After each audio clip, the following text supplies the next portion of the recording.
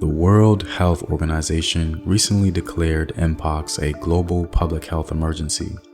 Unfortunately, the African continent is not new to viral outbreaks. I remember when Ebola took the lives of many African people years ago. When thinking about African history, we sometimes forget to mention how nature impacts that history.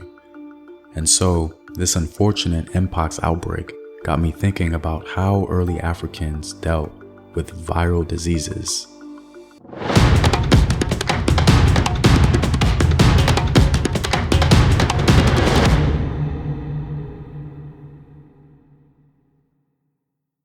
What up, African world? It's Some Team here, and welcome back to another video of African history, culture, and worldview. By supporting this channel on Patreon, you're helping in the creation of these videos and contributing to this content. The link to Patreon is in the description box below. Also, stay tuned with a word from my sponsors. Hello, my name is Howard Dorsey. I'm 54 years old. I'm here to talk about my experience with herbal results.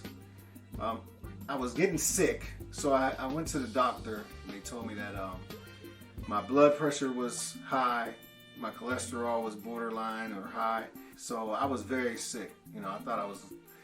Sometimes I thought I was dying at some point. And I ordered a bottle of olive leaf extract. This is how the bottle comes in. And within the first probably week and a half, 2 weeks, I checked my blood pressure and it was back down to normal. It was like 120/80. My cholesterol went down to 125. I definitely believe that olive leaf extract from Herbal Results saved my life. And that's real. I recommend it to everyone in my family, my friends, and we've seen a lot of results in that manner as well. Purchase now at herbalresults.net. To begin, I have to acknowledge the suffering of individuals dealing with this outbreak, not just on the African continent, but in other places around the globe who've been impacted. Unfortunately, disease is very much a part of human existence. Hopefully, we can make the right decisions to ameliorate its effects.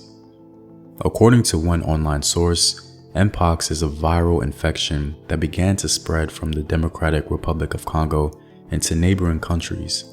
It spreads through close contact and causes flu-like symptoms, including fever, chills, and muscle aches, as well as lesions. This particular strain has a higher fatality rate and has made international news. After hearing about the virus and its pernicious effects on communities, I began to think about how early African peoples dealt with disease, because the Mpox virus is undoubtedly not the first outbreak in African history. Deadly diseases on the African continent did not just arrive in modern times. So how did Africans deal with them? Most discussions on African history seldom discuss viral outbreaks, even though it was clearly a threat to the everyday lives of African peoples. We see evidence of parasitic diseases on the skeletal remains of Meroitic and Christian Nubians. Nubians also dealt with the threat of cancer, again evidenced by skeletal remains. Once you begin looking for it, you're thrust into this seldom explored genre of African history, and your picture of African civilization begins to evolve. So how did Africans combat disease? Now, as I say quite frequently, the African continent is very diverse, so there was no universal method all Africans used to combat disease. The only thing we can go off of are patterns that we see in different regions. A general model ostensibly practiced throughout the continent to combat viral outbreaks was inoculation, which is very similar to vaccination. Africans also seem to use quarantine. These two methods were witnessed and documented by European observers. Now, just because we've identified two methods does not mean these were the only ones practiced. They simply stand out because of their apparent ubiquity. Interestingly enough, this process of inoculation performed by some Africans went on to aid Boston in the 18th century during a smallpox epidemic. In 1721, Boston suffered yet another outbreak of smallpox, leaving a significant death toll. The story is, that a man named Cotton Mather had an enslaved African who shared with him the inoculation process, which, according to one source, brought a life-saving medical technique to Boston. Here's what Cotton Mather had to say. I had from a servant of my own an account of inoculation being practiced in Africa. Inquiring of my Negro man Onesimus, who is a pretty intelligent fellow, whether he ever had ye smallpox, he answered, both yes and no, and then told me that he had undergone an operation in Africa which had given him something of ye smallpox, and would forever preserve him from it. He described ye operation to me, and showed me in his arm ye scar. One scholar theorizes, based on evincing documentation from Cotton Mather himself, that Onesimus was originally from Ghana. This practice of inoculation was undoubtedly not unique to Ghana. The Encyclopedia of African History and Culture tells us how inoculation was a centuries-old practice on the African continent. In a centuries-old practice found throughout Africa, a thorn is used to scrape pus from a sore of an infected person into the skin of a healthy person as protection against smallpox. One can presume that you would have to have centuries of experience and knowledge to perform a procedure like that in confidence. Africans took multiple approaches to combating illness and disease. Mungo Park, a European explorer and a qualified surgeon of the 18th century, documented a Mandinka method of dealing with fever. Admittedly, a fever isn't really considered a disease. However, if compounded with other complications, it could be fatal for an 18th century individual. It's important to note that this method observed by Mungo Park may not be applicable to all Mandinka people of that time.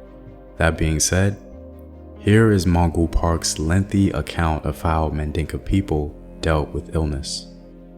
Notwithstanding that longevity is uncommon among them, it appeared to me that their diseases are but few in number. Their simple diet and active way of life preserve them from many of those disorders which embitter the days of luxury and idleness. Fevers and fluxes are the most common and the most fatal.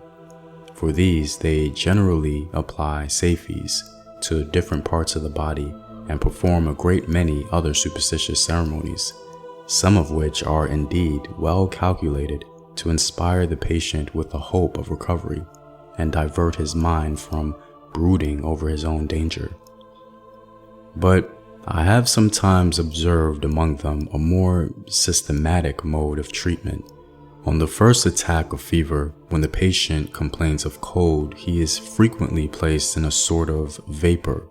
This is done by spreading branches of the Nauclea orientalis upon hot wood embers and laying the patient upon them, wrapped up in a large cotton cloth.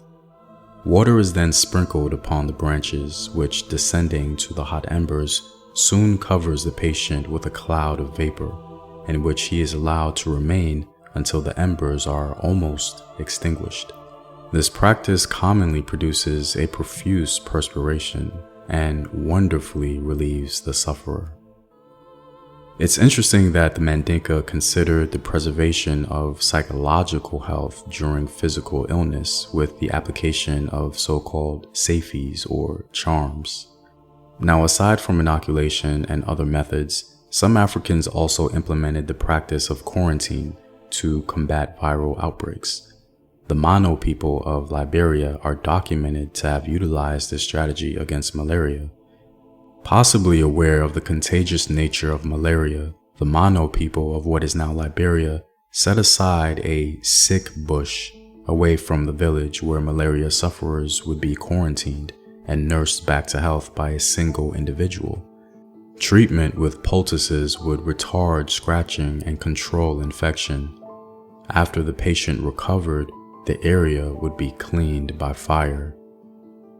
Similar to our modern approach to COVID, the Mano people of Liberia both quarantined individuals and sanitized suspected areas. I hope this video provided some insight into how some African communities dealt with outbreaks.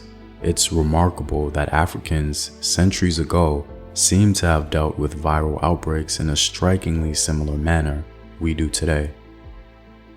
Well, I'm all out, guys. If you like these videos and want to help in its continued production, consider supporting the home team on patreon.com. The link is in the description box below. Know thyself. Remember your ancestors. Peace.